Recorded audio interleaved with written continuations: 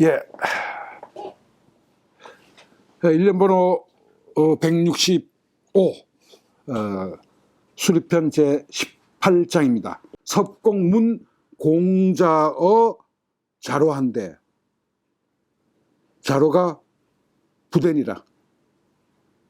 자왈 여해불활 기위냐의 발분망식하고 라기망화야 부지노지 장지 운이니까. 叶公问孔子与子路，子路不对。子曰：“汝昔不曰，其为人也。发愤忘食，乐以忘忧，不知老之将至云耳。” 여기 아주 널리 인용되는 구절이 있습니다. 한번 저절 해석하고 보겠습니다. 섭공이 자로에게 공자에 대해서 물었어요. 그자 자공이 아무 대답도 안 했습니다. 가만히 있었어요. 자, 이 일은 있으니 공자가 그걸 알았죠. 알면서 공자가 이렇게 얘기했습니다. 너 왜 이렇게 얘기하지 않았어? 너 좀 이렇게 얘기할 걸 넌 어떻게 그걸 가만히 있었느냐 하고 그 뒤는 공자가 말하라고 일려준 뭐예요? 작은 따옴표에 해당한 거죠. 이렇게 말해 주길 바랬는데 뭐예요? 그 위인야에 그 사람 됨됨이라고 하는 것이 누구? 공자라고 하는 사람은 이렇게 되겠죠. 발분방식하고 그냥 무엇을 알고자 해서 그냥 막 분격을 일으켜서 밥 먹는 것도 있고 라기망우야. 그러다가 그걸 알아내거나 무슨 터득해 내면은 막 신이 나가지고 근심도 잊어버리고 그러면서 늙음이 장차 오는 것도 알지 못한 채 공부에 빠져있는 사람입니다 라고 말하지 그러지 않았느냐. 이게 뭐 느낍니까 여러분들? 공자가 자기 자신을 굉장히 어떻게 해요? 공부에만 빠진 사람으로 밖에 알려지기를 원했던 거죠. 공자도 칭찬받기를 이렇게 원했습니다. 그래서 여러분도 누구나 다 칭찬해 주세요. 우리는 흔히 쓰는 말 있지 않습니까? 고래도 칭찬에는 춤을 춘다 그랬잖아요. 좋습니다. 자, 보세요. 자, 섭공. 섭은 땅 이름입니다. 초나라의 땅 이름이에요. 거기에 섭땅의 쉽게 하면 태수입니다. 근데 여기는 공자를 쓸 수 없거든요. 섭공이라고 쓸 수 없거든요. 근데 초나라는 궁실 자체에서 이미 춘추시대에 제후국들은 왕을 쓸 수 없는데 초나라는 어떻게 써요? 왕을 썼죠.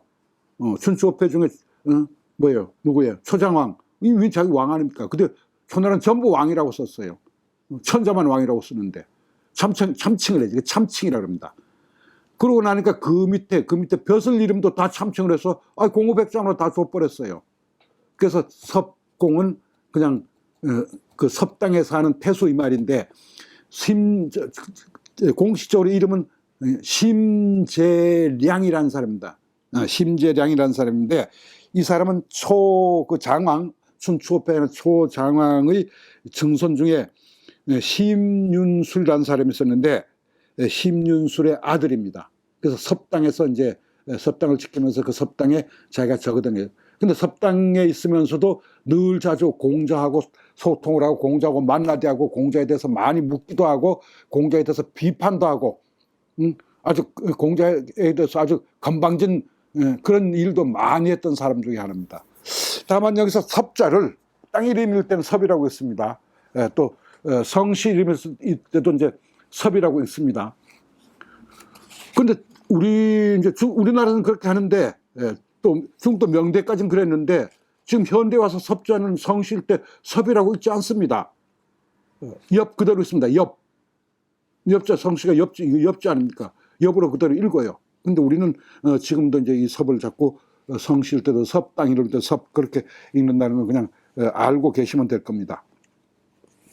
자, 이 섭공이 금방 얘기대로 좀 건방진 면이 있다고 그랬죠. 그리고 공자를 무시하는 면이 많았습니다. 공자에게 또 돌발적인 질문도 하거나 공자를 앞에 내려다보면서 그냥 막 질문도 하고 그래. 자기가 공이라고.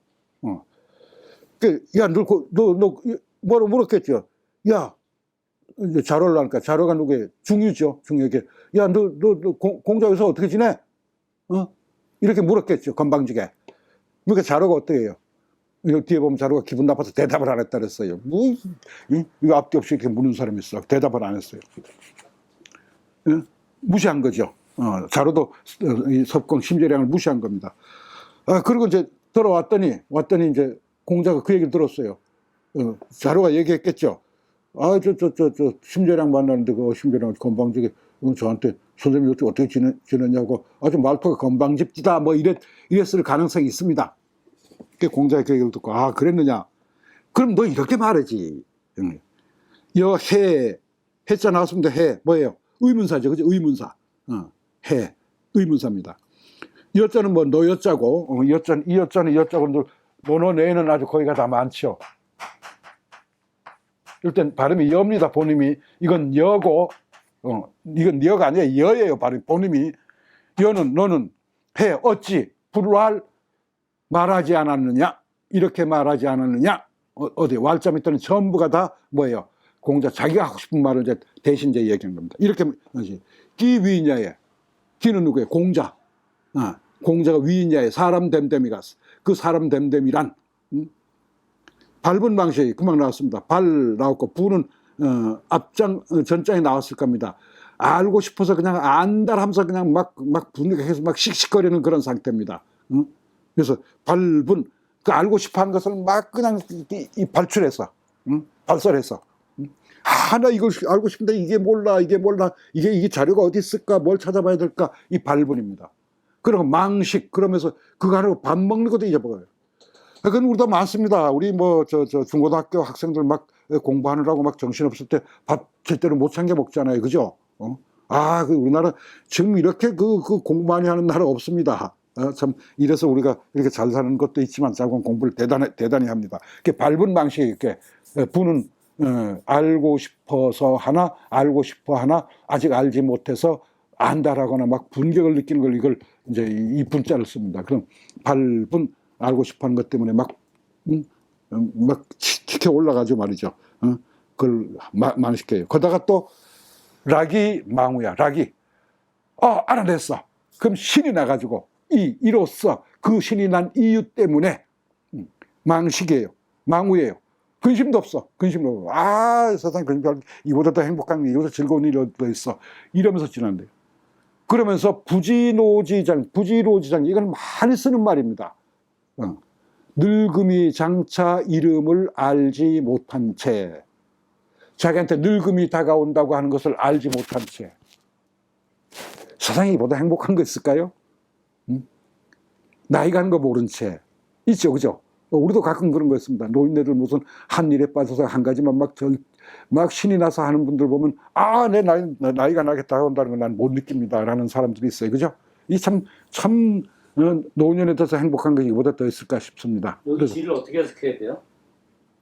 부지 모른다. 로지장지 부지 모른다. 늙음의 장차 다가올 것임을. 그러면 이 지도 역시 질문 잘하는데 이 지도 역시 뭐예요? 이게 이제 구절로 쓰였으니까 구절 속에 들어갔을 때는 지자로 쓸 나의 살던 고향처럼 그게 주어가 되니까 부지는 이건 목적구로 써있죠. 목적구로 늙음의 장차 이르지 못함을 이렇게 되겠죠. 그럼 의미대로 그럼 늙음이 장차 이르지 못하다 요거 좀 딱 떼면 이렇게 되는 거죠. 늙음의 장차 이루지 다가옴을 알지 못한 채. 전체가 목적처럼 되어버리네요. 그렇죠. 이 목적구가 됐죠. 목적절이 됐죠. 왜? 그러니까 늙음의 장차 이루지 이름을 이 말이에요. 부지가 거느리는 목적절이 됐죠. 늙음의 장차 이름을 알지 못한 채. 그럼 늙음이 장차 다가옴을 알지 못한 채죠. 뭐 알지 못하고 있습니다. 운이 그 정도로 말하면 되지. 더 이상 뭐 길게 설명할 것도 없이 이렇게만 설명해도 됐을 텐데. 그럼 나는 심재량이 느끼기를 공자 그 공부에 빠져서 정말 행복하게 사는 사람이로구나 라고 느끼면 그치지. 그 사람이 세속의 어떤 것을 들고 나를 뭐 비판을 하겠어 아니면 나를 뭘 하겠어 이런 얘기입니다. 마지막에 운이 할 때 이는 종결사인가요? 둘 다 종결사죠. 종결사. 라고 말할 따름이다. 라고 말할 뿐이다. 그럼 운이 말하다는 뜻이 있나요? 운은 말할 운자. 이는 맨 끝에 얼 이할 때 이하고 똑같죠. 뭐뭐 따름이다. 우는 말하다라고 우는 말하다. 말할 따름이다. 말할 따름이다. 말할 따르면 돼. 요 정도로 말했으면 될 텐데. 더 이상 뭐 길게 나한테 뭐 나에 대해서 얘기할 것도 없을 텐데. 자, 여기서 뭐 특별한 건 없습니다. 그죠?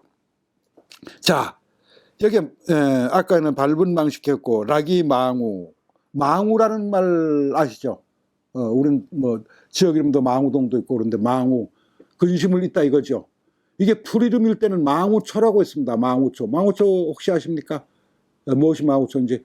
여러분들 혹시 원출이라는 게 망우초인데 원출이라는 거 혹시 아시나 몰라요. 꼭 난초잎같이 크고 뭐 우리 뭐 서울 군계곡 보는 거 뭐 우리나라 많이 납니다. 거기 나중에 대궁 나란 대궁이 올라오면 그 대궁에 꽃이 피고 이제 꼬투리 열매가 열리는 그 망우인데 망우 참 망우초.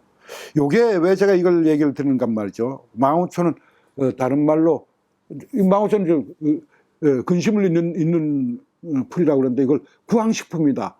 또 뿌리는 약재로 쓰고 근데 뿌리를 뭐 달에 먹으면 근심 뭐 그런 거 좀 없어진다는데 그게 맞는지는 모르겠고요.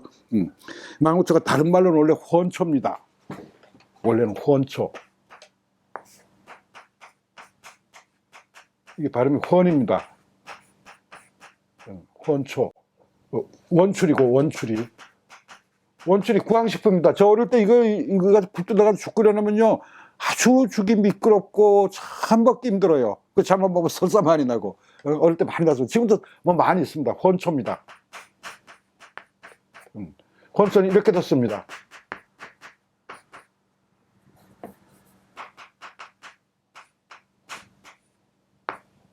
혼초.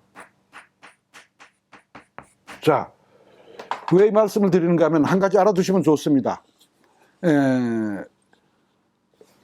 상대, 남의 집 어머니를 높이 부를 때 뭐라고 부르죠? 당신 어머니라고 하면 좀 그렇잖아요. 남의 집 어머니를 높여 부를 때. 헌당이라고 그러죠. 헌당. 그럼, 요즘 헌당께서는 뭐, 건강하시죠? 별일 없으시죠? 이렇게 헌당. 그걸 이제 그 어머니를 높여 부를 때 씁니다. 이거 어디서 나오는 거면 시경에서 나왔습니다. 시경. 시경에 보면은, 이제 어머니는 댁 이제 북당. 집에 제일 뒤쪽, 북쪽 쪽으로 주무시죠. 어머니 혼자 북쪽 방에 혼자 계시면 얼마나 쓸쓸하고 뭐 외로워요. 그러니까 북쪽 뒷문을 열면은 바로 이렇게 빈땅에서 거기다 이 꽃을 많이 심었습니다. 그래서 어머니가 계신 방 뒤에 심는 꽃이라 그래서 혼초라 합니다, 이걸. 그래서 혼당. 시경에 뭔가 하면 언득 혼초하야, 그 다음에 언수지배리요. 어디에서 이 원추를 좀 얻어다가, 어머니 계신 저 북땅에다 좀 심어드릴 꼬라는 구절이 있어요. 시경에. 그래서 그걸 한번 찾아보시면, 이것도 상식적으로 좀 알아두세요. 그럼 혼당, 그러면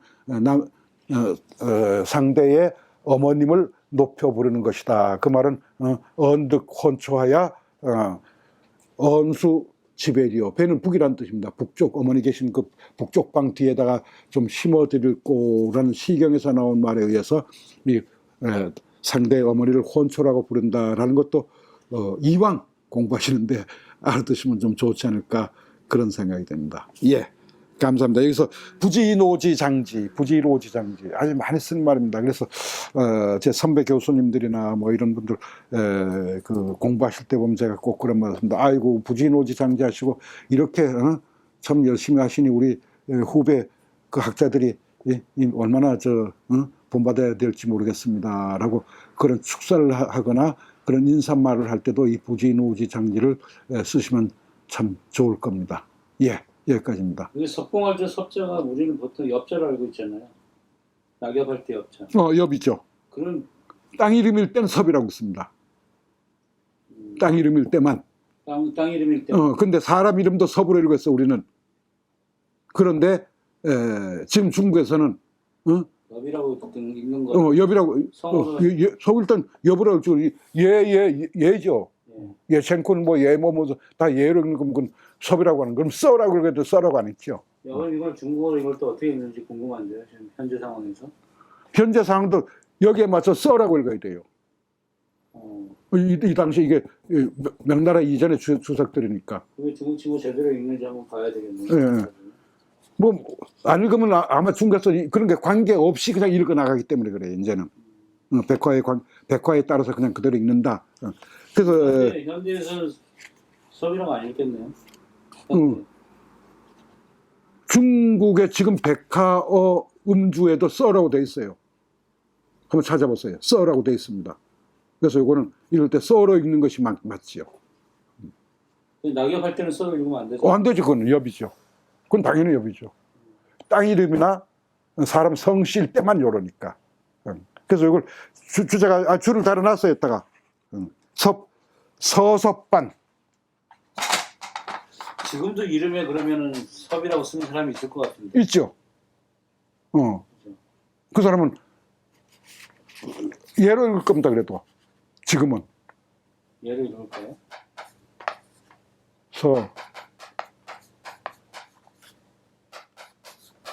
시옷, 업, 그죠? 섭이죠. 주자가 서섭반이라고 줄을 달아놨어요. 이렇게. 그럼 엽으로 읽지 말고 섭으로 읽어라 이런 얘기죠. 왜 그럼 이런 경우가 생겼을까요? 이 초나라 남쪽 지방이기 때문에 이런 문제가 생긴 거예요. 초나라. 남쪽 지방에 오면 많이 다르거든요. 엄청 달라요. 지난번에 뭐예요? 저거 보세요. 저 사람들 이름이 완전히 다르잖아요. 누오토 같은 것도 완전히 다르잖아요. 그래서 호랑이 젖을 먹고 자란 그 자문, 그 이름이 완전히 극작은 이름이 완전히 다르잖아요. 그리고 저게 보면은 설원이라는 책에 보면 남쪽으로 가서 배를 타고 건너는데 그 뱃상에 노래를 불러요. 북쪽 사람이 단 한마디도 알아들을 수가 없습니다. 단 한마디도. 그래 그게 기록으로 남아있는데 한문 해석을 아무리 해도 그건 해석이 되지 않는 겁니다. 발음만 적은 거지. 그래서 지역에 따라서 한자가 다른 것을 그대로 여기까지 이어와서 이게 된 것이 아닌가 그런 생각이 듭니다. 예, 좋습니다. 고생하셨습니다.